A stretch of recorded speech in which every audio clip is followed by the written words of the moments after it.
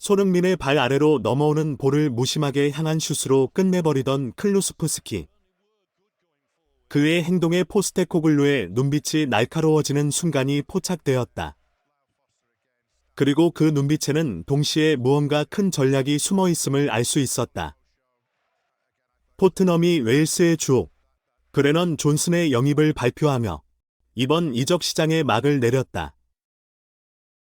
영국 언론과 이적 전문가들은 토트넘의 브렌던 존슨 영입 가격을 약 7만 90억 원으로 밝혔고 선수와의 계약 기간은 5년에 1년의 연장 옵션까지 포함된 것으로 전해졌다. 스테인 기자는 존슨은 포스테코글루 감독이 오랜 시간 동안 눈여겨보던 선수라고 전하며 감독의 기대감을 전했다. 그러나 현지의 토트넘 팬들과 일부 언론은 의아해하고 있다. 케인이 떠나고 스트라이커 위치에 대한 대체가 시급한 상황에서 내 윙어 포지션의 선수를 영입했는지 이해하지 못한다는 것이 그들의 고민이다. 일부 언론은 존슨이 스트라이커로서의 역할을 할 수 있지만 그의 결정력과 스킬은 아직 원하는 수준에 이르지 못한다고 평가했다. 그렇지만 국내에서는 다르게 해석하는 목소리가 높다.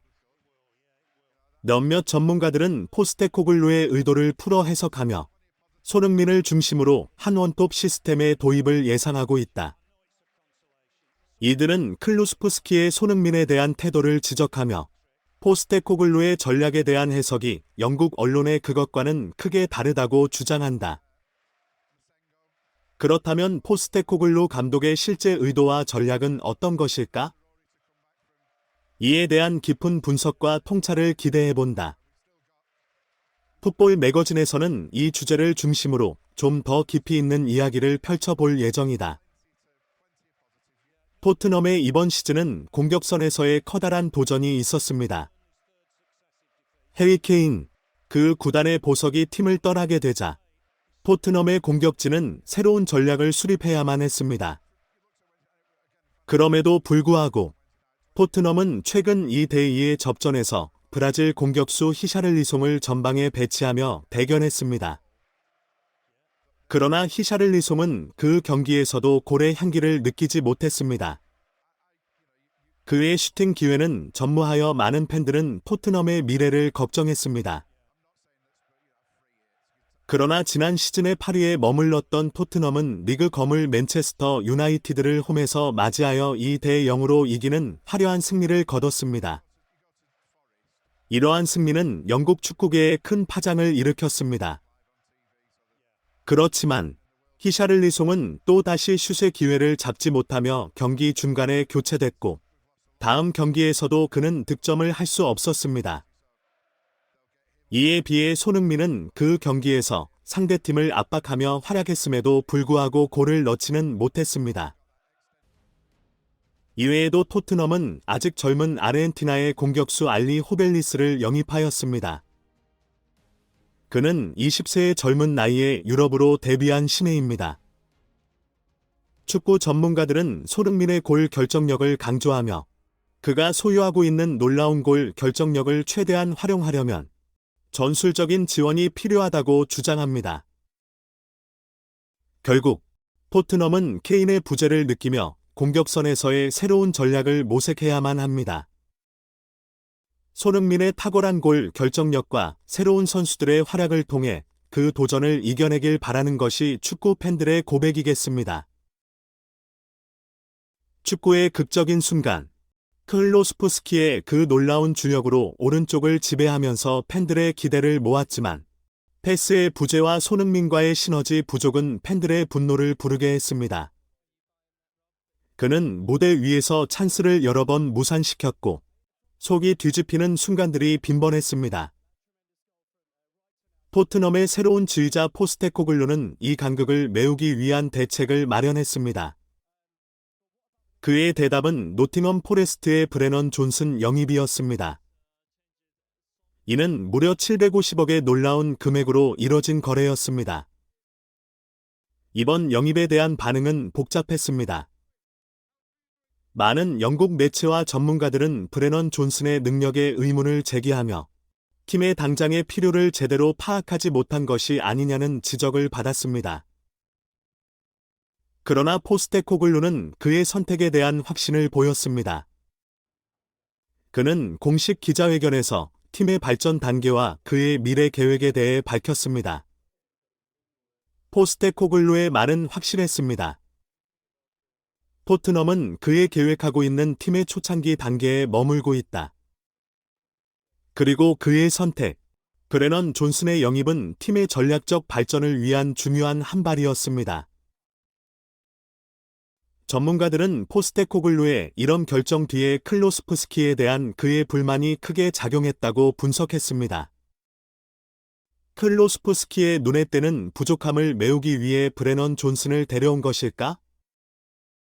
이번 시즌 포스테코글루의 전략과 팀의 발전이 어떤 방향으로 나아갈지 팬들의 눈과 귀는 벌려져 있을 것입니다. 축구 경기장에서 일어나는 각 순간은 끝없는 전략의 대결이다.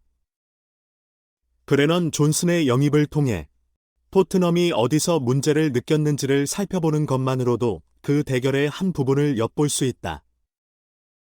그들은 강렬한 공격 속에서의 미묘한 연결의 부재를 느꼈던 것이다. 지난 시즌 프리미어리그의 데이터를 보면 브레넌 존슨의 속력은 압도적이었다.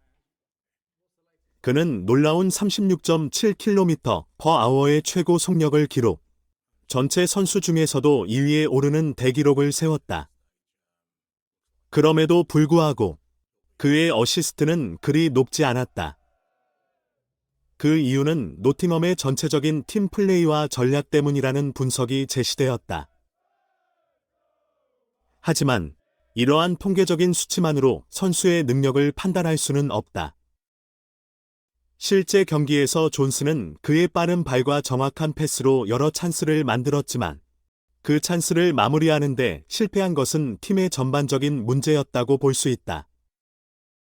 반면 클로스프스키는 어시스트 수치가 높았지만 이는 손흥민과 케인이라는 두 대의 명장기 때문이었다는 것이 전문가들의 주장이다. 이러한 데이터와 전략적 분석을 통해 볼 때 브레넌 존슨이 토트넘에 합류하게 되면 그의 빠른 발과 정확한 패스로 손흥민과의 시너지를 발휘할 수 있을 것이다. 이니 그의 포텐셜은 누구도 부정할 수 없다. 토트넘의 미래, 그리고 존슨과 손흥민의 조합은 축구 팬들에게 큰 기대를 줄 것이다. 축구의 세계는 예측하기 어려운 무대이자 끊임없는 전략과 감정의 대결입니다. 그 중에서도 라멜라와 모라의 사례를 보면 개인의 욕심이 팀의 성과를 암흑으로 밀어넣을 수 있다는 것을 잘 보여줍니다. 그들이 손흥민에게 패스하지 않고 슈팅을 선택했을 때 팬들의 실망은 컸다. 이후 그들의 선택이 어떠한 결과로 이어졌는지 우리는 모두가 알고 있습니다. 하지만 곧 있을 벌리전에서는 다르게 될 가능성이 큽니다. 히살리송의 부상 소식에 따라 손흥민이 선발로 나설 가능성이 커졌는데 이는 팬들에게 큰 기대를 안겨줍니다. 기억하시나요? 그 환상적인 70m 드리블 골로 팬들의 마음을 사로잡았던 손흥민의 푸스카스상 수상 골이 바로 벌리전에서 있었습니다. 그때의 환희가 다시 한번 펼쳐질까요?